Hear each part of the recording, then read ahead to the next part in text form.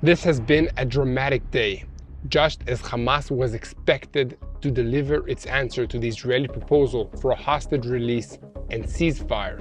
US Secretary of State Antony Blinken arrived in Israel to tell the Israeli officials, among other things, that evacuating the civilians from Rafah will take a very long time. At the same time, we see the possibility that the Palestinians have a new patron in Saudi Arabia, Crown Prince Mohammed bin Salman. Will Saudi Arabia be taking the place of the Palestinian Authority?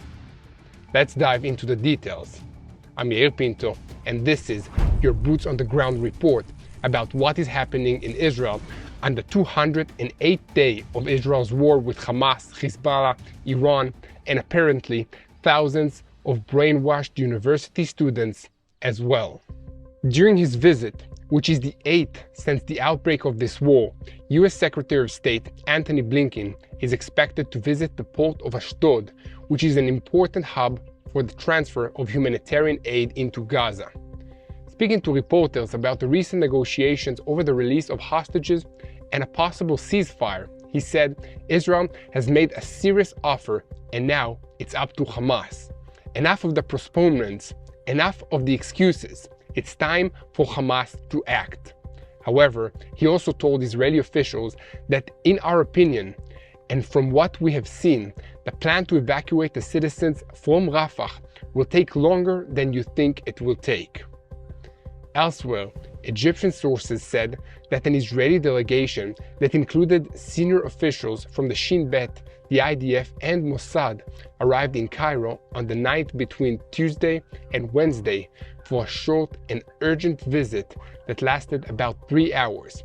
The sources said that the discussion included a briefing on the results of Egypt's talks with Hamas, including demands that Hamas has made for revisions to the Israeli offer. However, Hamas indicated it has more revisions and their final counter-proposal will likely be presented at the end of this week.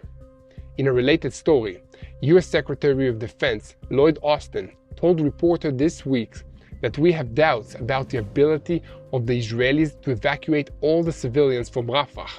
If Israel invades Rafah without a plan to protect the civilians, we will resist, and the president will determine the consequences. Additionally, a statement from the White House said, "We do not want to see a major invasion of Rafah that would endanger the lives of more than 1 million people." Sources in the Biden administration say that the discussions with Israel on the Rafah issue have not yet ended and there are still quite a few issues that remain open. Both US and Israeli officials have indicated that further discussions are necessary, building on the recent talks held with National Security Advisor Jake Sullivan and his Israeli counterparts. The US position is understandable given the intense international pressure as well as domestic pressure on the United States against an operation in Rafah. To this can be added domestic pressure in Israel to find a way to return the remaining hostages. It's a very complicated situation for everyone. However, in the midst of all this pressure, it's important to point out that Prime Minister Benjamin Netanyahu made it clear to the families of the hostages and bereaved families when he met with them on Tuesday that the IDF will enter Rafah and eliminate the Hamas battalions there with or without a deal. Let me tell you what I think about all of this. Hamas is a terrorist organization without standards of human decency, no ethics, and no respect for human life. Like any terrorist organization, its goal is to sow fear, terror, war, and gain power. Hamas says in its propaganda that it cares about the Palestinian people, but they don't. Many Westerners, especially young and naive university students, don't understand that. But here in the Middle East, there are many who do. They include Tariq Hamid, an influential journalist with close ties to Saudi royal family, who wrote in the newspaper El Sharak El Awsat on Wednesday that the map has changed. Gaza has been destroyed. Hamas is mainly looking for a way to save its leaders in the Strip and beyond. This is one of many indications we can see that Saudi Arabia is preparing to collect some of the spoils from this war Israel has fought against Hamas in Gaza. The losses Hamas has suffered can translate into gains for the Palestinian Authority, which administers the Palestinian areas of Judea and Samaria, known in some places as the West Bank.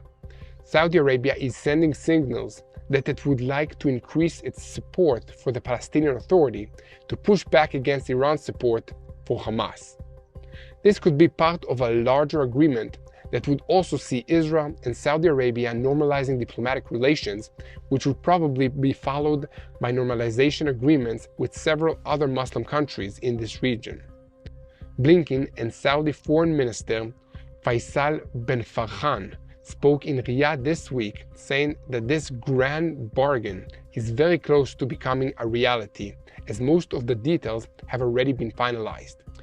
We here at TBN Israel will continue to watch these developments and keep our viewers, you, informed and give the truth its proper place. If you want to be sure to never miss any updates, please take a minute to click on the follow button, subscribe to this YouTube channel, spread the truth together with us, share our videos on social media, and with anyone who wants to know the truth. Getting back to our main story, I have to say that this situation is very complicated. The main question that arises for me is whether Israel will be able to both get a deal to release the hostages as well as carry out an operation in Rafah, the last bastion of Hamas. On the one hand, it's clear that if there is a deal, it will include the postponement of the operation in Rafah, possibly an indefinite postponement. It is already a matter of negotiations and the reality on the ground, but it is clear that this will be the immediate result. On the other hand, the ceasefire agreement is for 40 days. So at the end of this time, will the IDF be sent into Rafah to finish off the last of Hamas holdouts? After all, a lot can happen in 40 days, and there is still a very volatile situation on the northern border with Lebanon. This is not the only volatile situation Israel faces. There is increasing diplomatic pressure on Israel to avoid an operation in Rafah, and some of that pressure is coming from Israel's closest friends and allies in Europe. Another question is, will the 40-day ceasefire change the IDF's ability to enter Rafah? Probably not. It might give Hamas more time to train and prepare for a fight, and so the IDF will face a tougher battle if we have to fight later rather than now. But this can be overcome, and the IDF's ability to enter Rafah will not be compromised. On the other hand, a normalization agreement with Saudi Arabia, which would likely be quickly followed by a similar agreement with Indonesia and Malaysia, as well as other Muslim-majority countries, would be a strategic game-changer for Israel. It's difficult to believe now, but before the Hamas attacks on October 7th, we were very close to such an agreement. Now that the war is drawing near to an endgame, the issue is back on the table, and Israel has also emerged from this war with some clear red lines for everyone, both our friends and our enemies, to see. In my opinion, it is a good idea to proceed with this American plan, and I'm hopeful that both Israel and the Palestinians will reap the benefits of normalization with their neighbors, but Hamas must not be allowed to survive. Hamas must be completely stamped out and eliminated as a military force in the Gaza Strip and as a controlling entity in the Palestinian Authority. Otherwise, we'll have problems with them again and again in the future. Please take an active part in spreading the truth with us. Support our work, donate to us if you want to see additional videos by clicking the link below or by going to our website at www.tbn.org/Israel. Speaking of the battle between truth and lies, the anti-Israel protests at American universities continue to show the world how easy it is to manipulate young minds who don't know the truth and maybe aren't interested in hearing it. Students at Columbia University broke into a campus building this week and barricaded themselves inside. Campus administration attempted to negotiate with them, but they refused all efforts at reconciliation, forcing the New York Police Department to enter the building and forcibly remove them. Over 100 students and others were arrested, and many of them will likely be expelled from the university. This is a good place to remind everyone that the British newspaper Daily Mail has reported that one of the pro-Palestinian organizations at the Columbia University received funding of over $3 million a year from charities related to Hamas. You've heard about these protests at universities, and if you're like me, you probably feel some compassion for these young students who are being manipulated and brainwashed by people who don't care about them at all, but just want to use them as a weapon against Israel. The way to help them and Israel is by spreading the truth so that the lies can be exposed. So please continue to follow and subscribe to this YouTube channel. It really helps us reach more people, and share our videos with your friends and people you may know and that care about the situation. On that note, we need to remember the old saying that money makes the world go round. And in the case of Hamas, they have many sources of income. Through an ancient Middle East custom called hawla, money flows into the Gaza Strip and serves as the engine of the terror machine. So how do you catch it before it becomes a deadly weapon? The money comes from many countries, including Iran, Turkey, and Lebanon. It can be disguised as innocent trade items, and it is also moved through legitimate agencies, including the Palestinian Authority, which still pays salaries and pensions to many residents of the Gaza Strip. This includes the families of martyrs who were killed while carrying out terrorist attacks against Israelis. In order to disrupt this flow of money to Hamas, the IDF has moved against several money changers that are active in the military wing of Hamas, as well as 2 money changer officers in the Gaza Strip. The most prominent of these terrorist financiers who were eliminated in these operations was Sabahi Perona, who was involved in the transfer of tens of millions of dollars to Hamas over the years. Another financial operative who was eliminated was Muhammad Gauda, who was responsible for smuggling weapons, ammunition, and materials for manufacturing rockets into the Gaza Strip. During the war, he took a central part in many money transfers from different exchangers in the Gaza Strip, collected the funds, and distributed them to military operatives. Another terrorist financier was eliminated just last week, and his name was Netzer Yaakov Gaber Natzer.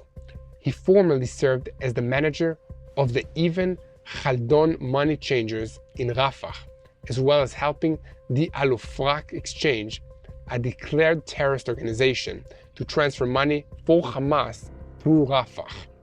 These men won't be transferring money to Hamas anymore, but there are many others, and these money exchangers operate through methods that may appear to be legitimate. They have offices throughout the Gaza Strip where customers can convert currency and carry out other activities necessary for the modern economy. But most of their profits go to terrorism, and that's a very big problem. But the financial arena, as mentioned, crosses geographical borders and really does not end only in the Gaza Strip. The Mossad and the Shin Bet Israeli security services also walk across geographical borders, and Hamas has discovered to their surprise that many of their sources of income have already been shut down at the source. To shut down Hamas permanently, the income streams flowing into it must be closed once and for all, and thus the economic campaign against Hamas is gaining momentum. Please continue to follow and share with us. Continue to pray for the peace of Israel, the safety of the IDF soldiers, the citizens of Israel, and the civilian population of the Gaza Strip that are being held as captives by Hamas during this war.